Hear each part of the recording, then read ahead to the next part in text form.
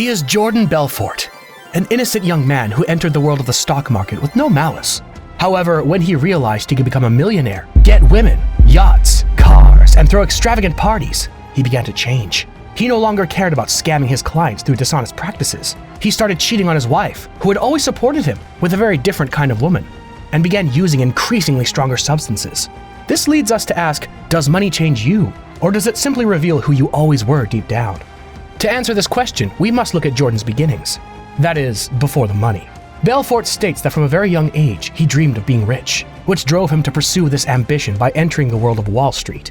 We see him say goodbye to his wife with a kiss before heading to his new job. Upon arrival, a supervisor reminds him that he's at the very bottom of the hierarchy and teaches him the basics of the position. Soon after, a man named Mark greets Jordan. Mark is a high-ranking executive who's impressed by the young man's ambition, so they agree to meet for lunch later. At exactly 9:30, Mark gives the order to begin working, and the office transforms into organized chaos, almost like a money-making factory. Employees are frantically selling stocks over the phone, something Jordan finds fascinating. When lunchtime arrives, Jordan realizes that Mark is quite a peculiar man. He has strange ways of speaking and uses white powder, the kind inhaled through the nose. He even offers some to Jordan, who chooses to stick to water.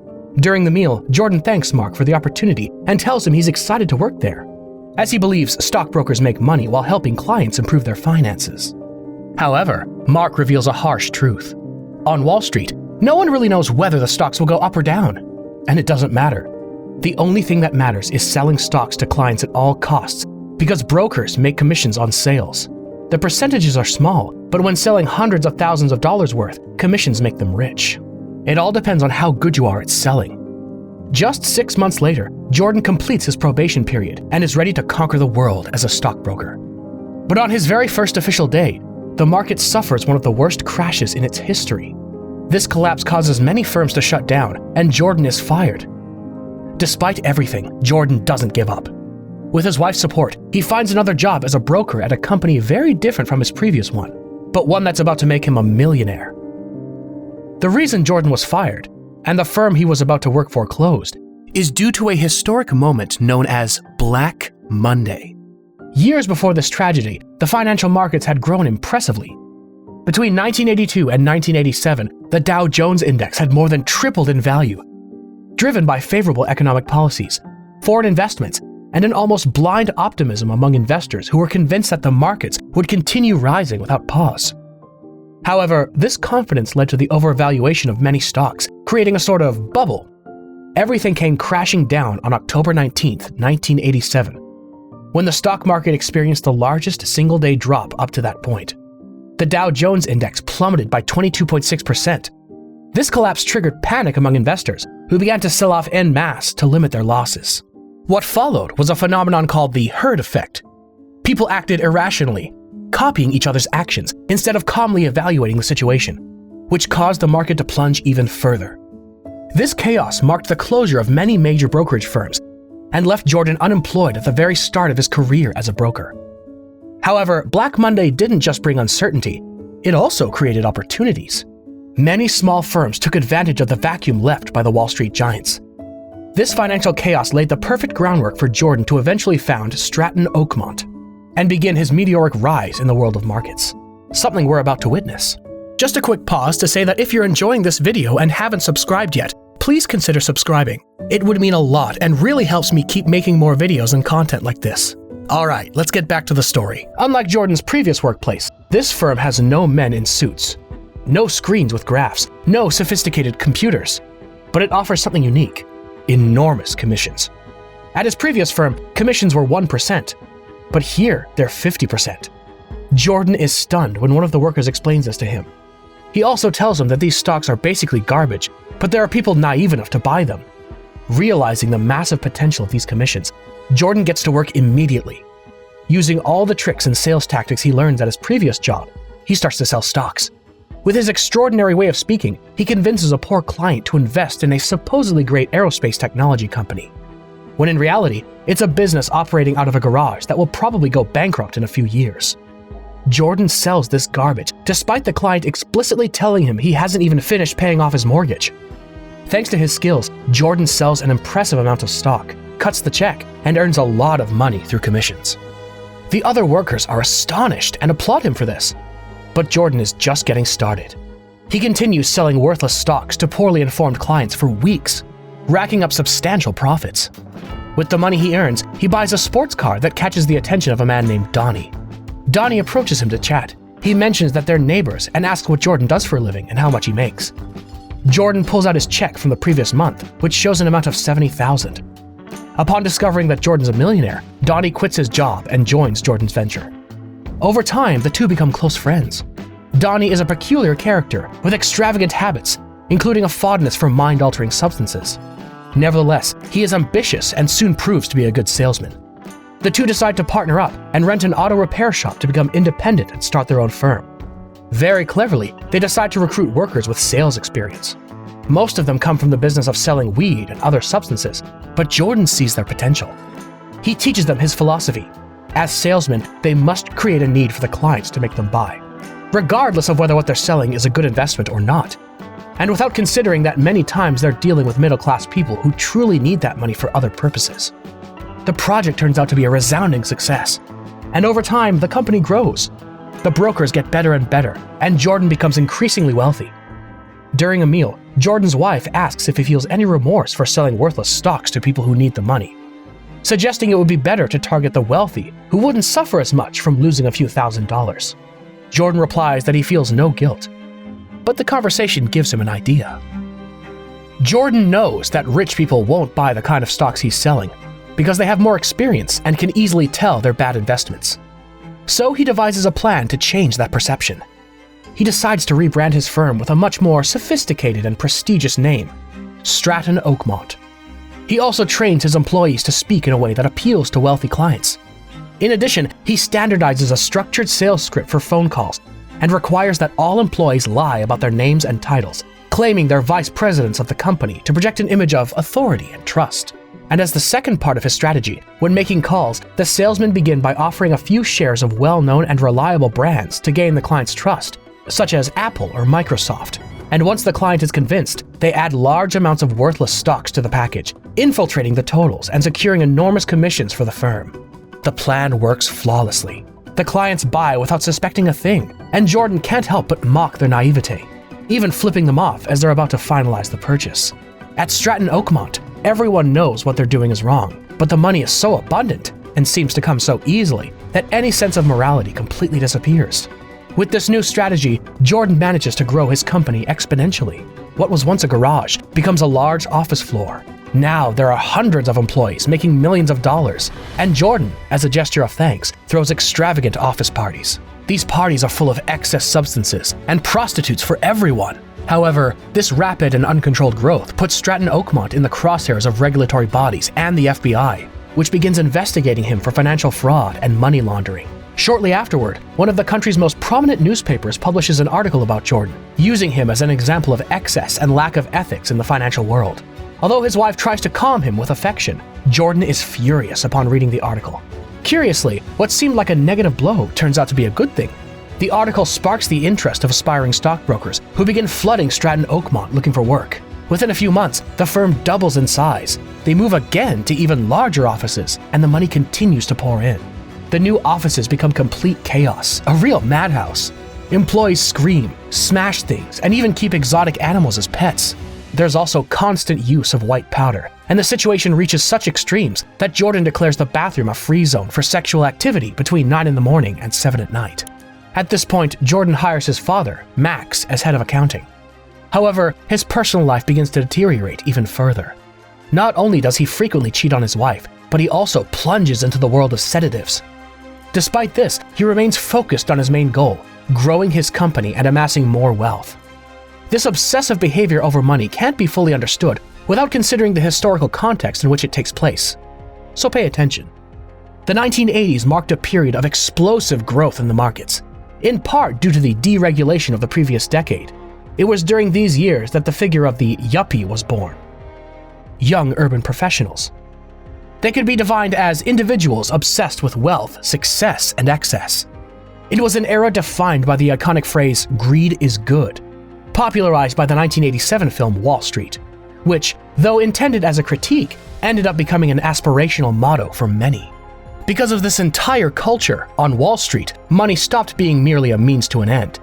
It became the end itself. Wealth was no longer just desirable, it was seen as the ultimate validation of personal success. Sports cars, mansions, extravagant parties, and designer clothes were the trophies of success, and obtaining them became more important than the methods used to get them. Since everyone was ravenous for this success, patience and long-term planning were unthinkable. People in that world wanted money, and they sought to accumulate and spend it with speed and aggression. For this reason, traditional values like honesty and responsibility were displaced by the notion that the end justifies the means. A living symbol of this mentality was Donald Trump. During the 1980s, Trump became the embodiment of this lifestyle. He transformed his father's real estate business into high-profile projects like the Trump Tower, inaugurated in 1983 in New York, which, beyond symbolizing wealth, broadcast his personal brand of luxury and opulence that he aimed to build. Trump lived surrounded by private jets, mansions, and lavish parties, projecting the idea that money had no limits. But his success was accompanied by questionable methods, such as the bankruptcy of at least 6 of his companies, which left creditors and employees in ruin while he protected his personal assets.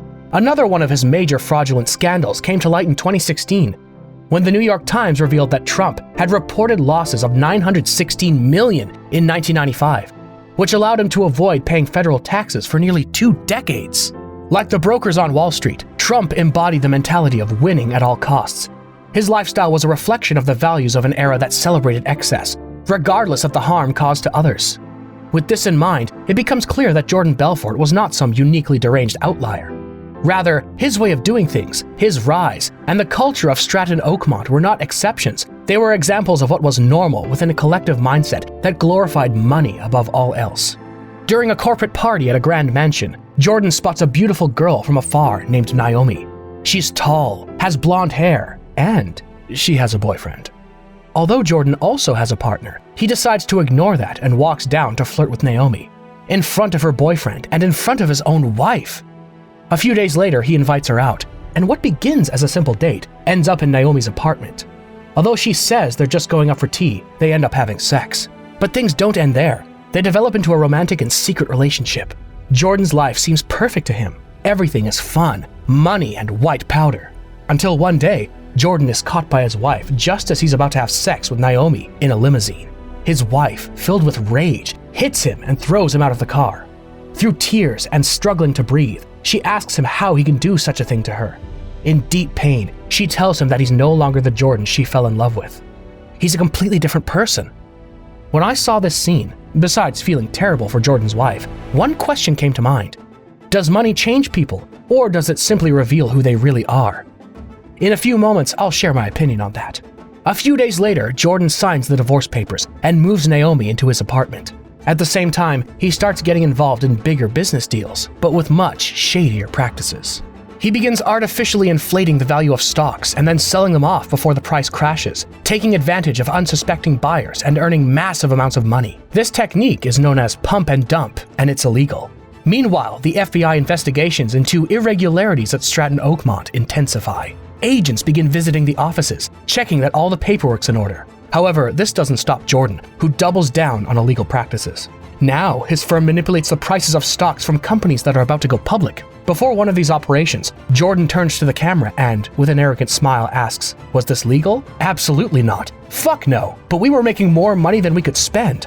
This is a phenomenon we can see reflected in various parts of our everyday lives. Situations where people seem to erase their moral boundaries for the sake of money.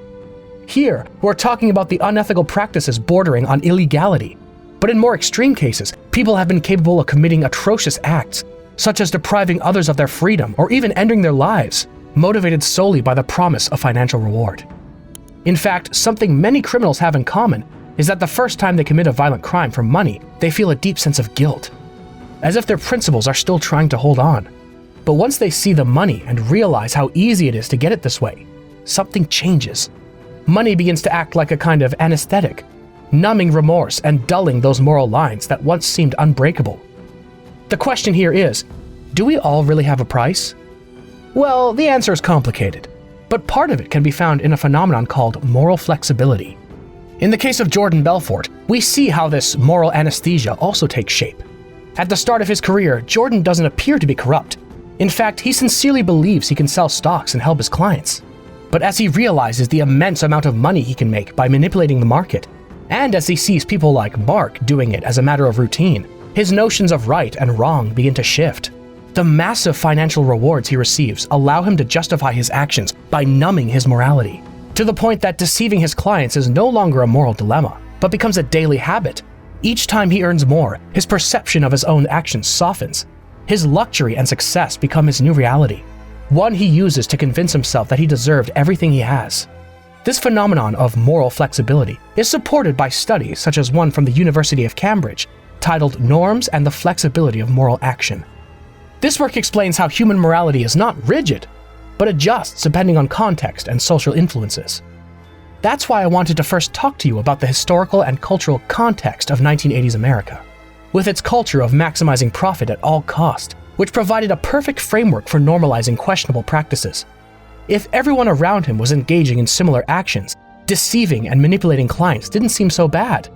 The same applies to substance use. It's so normalized that it doesn't feel like doing something wrong. One thing must be understood. When we talk about social norms, they often overlap with what is legal. But if we look closely at them, what it truly means is what is socially normal. And sometimes that has nothing to do with legality.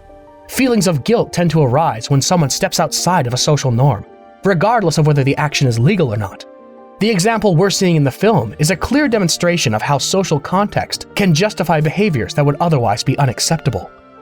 To be clear, none of this is meant to justify Jordan's actions. Not at all.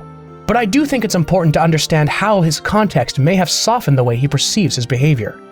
Furthermore, if there's even a small trace of guilt, human beings often turn to a defense mechanism called rationalization. We build a narrative that justifies the actions we're taking so that we can keep doing them without feeling discomfort. Jordan Belfort justifies his actions by seeing himself as someone who's empowering and helping his employees. Belfort decides to take the next step in his relationship and proposes to Naomi. However, before the wedding, he throws a bachelor party, which, as expected, is filled with excess. The party includes all kinds of substances, and once again, Jordan cheats on his future wife with several prostitutes. That weekend alone cost him around $2 million. Sometime later, a luxurious wedding is held in Bermuda, where Jordan appears deeply in love and claims to be happy. As a symbol of his commitment, he gives Naomi a yacht, and the two set off for months to sail the ocean on their honeymoon. Upon returning, they buy a gigantic and beautiful mansion that becomes their new home. However, just 18 months after the wedding, a serious problem struck their relationship. Arguments become constant. Naomi has trouble controlling her anger, and Jordan has trouble controlling his love for prostitutes, which has generated enormous distrust between them. Even though they already have a daughter, this doesn't seem to stop Jordan, who continues living the same out-of-control, hedonistic lifestyle. Jordan Belfort's daily routine has become a cycle of excess and conflict. Every morning, he wakes up and argues with Naomi about whatever he did the night before. Then, he takes a steam bath to flush out the substances he consumed, and later tries to make amends with his wife, who also has her own ways of making him suffer. Belfort's personality is no longer going to change much, so this seems like a good moment to answer the question of whether money truly changes people or simply reveals who they are at their core. Well, clearly, I do believe it changes you, at least in some way, because we are products of our environment. But how it changes you is another matter. In my view, money has the power to amplify traits that were already present, or to unleash those that were previously repressed. Someone generous, for example, may become even more generous if they have unlimited resources, while someone selfish will likely use their wealth to solely fulfill their own desires. Money can also act as a disinhibitor. In other words, once you have it, you might do things you couldn't before. Not because you didn't want to, but because, again, you simply couldn't.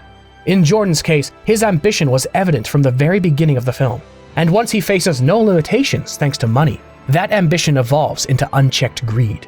What we see isn't a complete transformation, but rather an unmasking of the deepest parts of his character. In that sense, money doesn't create a new person. It simply allows traits and behaviors that may have always been latent to surface. But since no individual exists in a vacuum, it's important to nuance this idea by recognizing that context also plays a crucial role. Money can change how people interact with their surroundings and how they're perceived by others. In a setting like Wall Street, where success is measured almost exclusively in terms of wealth, money not only amplifies someone's personality, but also shapes the social dynamics around them. Social influence is decisive. Surrounding yourself with people who value luxury, excess, and the pursuit of quick profits can normalize behaviors that once seemed extravagant or even immoral. In Belfort's case, his circle of associates and the culture of Stratton Oakmont created an ecosystem where deceit and extravagance were celebrated. But that's just my opinion. If you have a different one, or if you agree, leave it in the comments. Now, let's get back to the story. Belfort's marital problems continue. However, at this point, Belfort has more important things on his mind. He's about to carry out one of the company's biggest moves, artificially inflating the stock of Steve Madden, a company about to go public. Stratton Oakmont owns 85% of the shares, and if the plan succeeds, they'll become even richer. But of course, this operation's entirely illegal. Before executing the plan, Jordan gathers his employees to give them an inspiring speech. His ability to speak and lead is extraordinary, and he manages to motivate them like never before. In his speech, Belfort describes success as driving luxury cars with a beautiful woman by your side, and reminds them that no matter what problems they face, the solution will always be to get rich. Finally, the day arrives. The company goes public, the Stratton Oakmont employees make their calls, and the operation becomes a resounding success. So much so that Donnie bursts into Belfort's office and announces the profits. The problem with all this is that Jordan is flying too high, and this intensifies the FBI's efforts to catch him. Knowing he's in trouble, he decides to make a bold move. He invites FBI agent Denham to a meeting aboard his luxury yacht. During the conversation, Jordan uses manipulation tactics, introducing beautiful women and talking about how much money can be made as a stockbroker. He even hints to Denham that he could help him live a life like this if he joins the firm. This is a clear attempt at bribery, but he does it so subtly that the agents can't accuse him directly. Despite that, the situation becomes tense, and the masks finally come off. Agent Denham assures Jordan that he will see him behind bars. Furious, Belfort throws the agents off his yacht, tossing money at them while shouting that they're losers. This encounter seems to serve as a wake-up call for Jordan, who decides to start moving his money offshore to tax havens to avoid getting caught. His destination is Switzerland. However, before boarding the flight, Jordan decides to take substances, which leads to erratic behavior. When he wakes up, he finds himself strapped to his seat and, upon learning what he did, fears he won't be allowed into the country once they land. Donnie calms him down by reminding him that they're flying first class. To many, this dialogue may go unnoticed, but it's essentially telling us that because they're millionaires, they enjoy certain privileges that ordinary people wouldn't have. I want you to keep that in mind because it's a subtle hint at what's to come, how the story will end for Belfort, who, though now a criminal, is one with a lot of money, and therefore the law won't apply to him in the same way. Jordan meets with Sorrel, a Swiss banker who specializes in handling large amounts of money for wealthy clients, including those involved in illicit activities. To ensure the accounts can't be directly traced back to him, he decides to use Aunt Emma, a British relative of his wife Naomi, as the nominal owner of the accounts. Since Aunt Emma is not a US citizen, her foreign citizenship would further complicate US authorities' efforts to track the money. Additionally, Jordan sets up a network of couriers to smuggle large sums of cash into Switzerland covertly. At first, the plan seems to be a success, and Jordan manages to secure his money. But everything begins to unravel when Donnie gets into a confrontation with Brad, one of Jordan's friends involved in the scheme. Tensions between the two had been building for some time, but things spiral out of control on a bad day when Donnie's supposed to deliver a briefcase of cash to Brad. During an argument, the briefcase falls to the ground, revealing the tens of thousands of dollars inside. The scene is witnessed by some passing police officers, who arrest Brad along with the money. Donnie knows he's made a serious mistake, but instead of worrying, he decides to share with Jordan one of the most powerful barbiturates out there. Both take the pills, but since they don't feel the effects immediately, they take another, and another, and another. In the middle of all this, Jordan receives an urgent phone call from his lawyer, who warns him to leave his house immediately and call back from a public phone. Jordan, leaving Donnie at home, stumbles out, drives for a while, and manages to reach a public phone to speak with his lawyer. The lawyer is furious and extremely worried. He informs Jordan that Brad is in jail, and the FBI has tapped all the phone lines at his house. At this critical moment, the barbiturates hit Jordan's brain, leaving him completely incapacitated.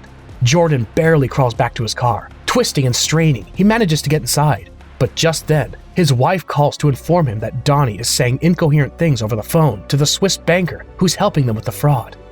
Jordan finally makes it home, though he wrecks his vehicle in the process. He barely makes it through the door and lunges at Donnie to take the phone away and stop him from revealing more information about their fraudulent operations. At that moment, Donnie decides to eat something, but the food gets stuck in his throat and he starts choking. With the last bit of strength he has, Jordan gets up and, thanks to some desperate maneuvers, manages to save his friend's life.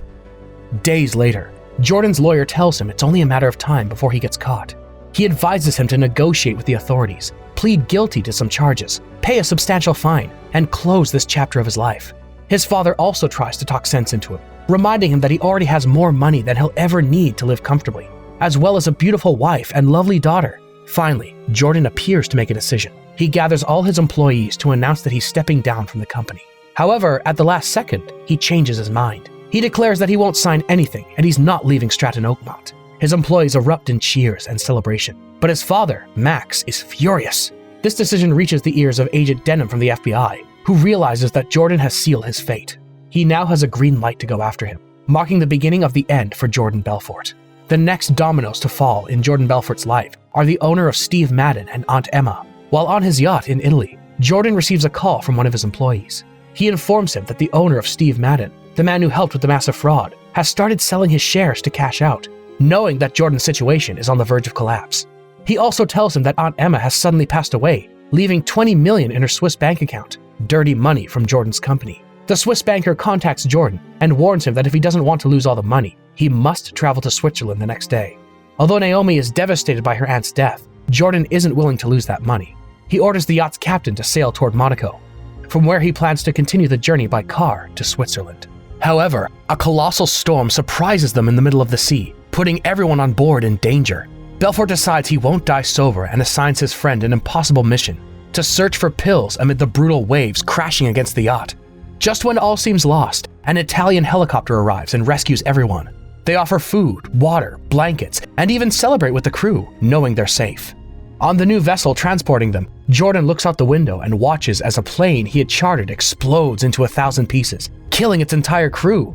He interprets this event as a divine sign to put an end to his chaotic and out-of-control lifestyle. From this point on, Jordan decides to change course and dedicates himself to teaching courses and seminars on achieving financial freedom.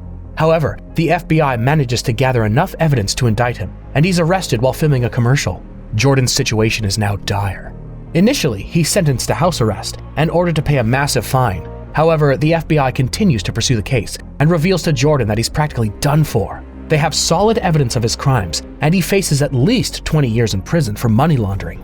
But they offer him an alternative: turn in the others involved in exchange for reducing his sentence to just 4 years. To make matters worse, his personal life collapses further. Naomi confesses that she no longer loves him, wants a divorce, and full custody of the children. This leads to a violent argument between them, during which Jordan relapses into substance abuse. Not knowing what to do and under the influence, Jordan attempts to take his daughter with him, but ends up crashing the car into a wall. Naomi rescues their daughter from the vehicle and leaves, abandoning Jordan completely alone. He's now lost his partner, his children, his home, his money, and is facing the possibility of spending years behind bars. With nothing left to lose, Jordan agrees to cooperate with the FBI. He makes a list of those involved and walks through the office wearing a hidden wire. However, he tries to protect Donnie by writing on a slip of paper that they're listening. Days later, the FBI storms the offices of Stratton Oakmont, arresting dozens of employees and seizing valuable records. Thanks to Jordan's testimony, they manage to arrest over 24 criminals and recover millions of dollars, which results in a reduced sentence for him. Ultimately, Jordan serves 4 years in prison, but in one of the most comfortable facilities he could have gotten, with amenities that include restaurants and tennis courts. In his own words, "When I first arrived in prison, I was scared. But that was only because, for a moment, I forgot I was rich and lived in a place where everything's for sale." The real Jordan Belfort is a living person, and parts of his story were used to make this film. After serving 22 months in prison for fraud and money laundering, Jordan Belfort was released in 2006 and managed to reinvent himself. He wrote 2 books that became bestsellers, and his story was brought to the screen in 2013 with this film, a story that many people ended up idolizing. Since then, Belfort has worked as a motivational speaker, giving talks on sales and business ethics.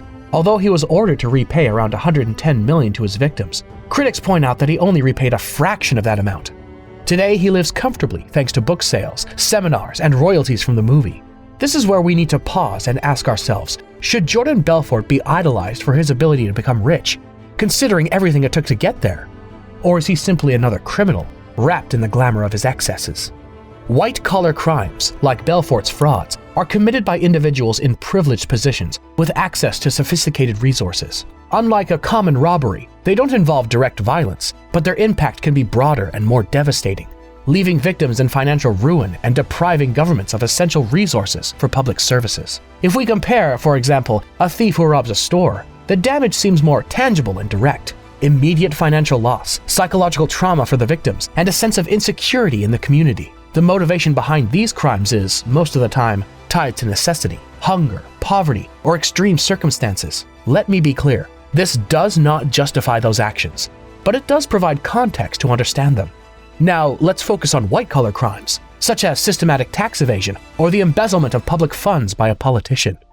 Although these offenses don't involve weapons or physical violence, they deprive governments of vital funding for services like healthcare, education, and infrastructure. In Belfort's case, his financial schemes led many people into economic ruin, with serious consequences such as the loss of homes, jobs, or even the collapse of small businesses. These victims don't always realize immediately they've been affected, but the impact, though less visible, is just as profound. Moreover, white-collar criminals operate from a position of privilege, using advanced resources and specialized knowledge to manipulate systems for their own benefit. Their goal isn't survival, it's to accumulate wealth or power. What's most concerning is the disparity in legal consequences.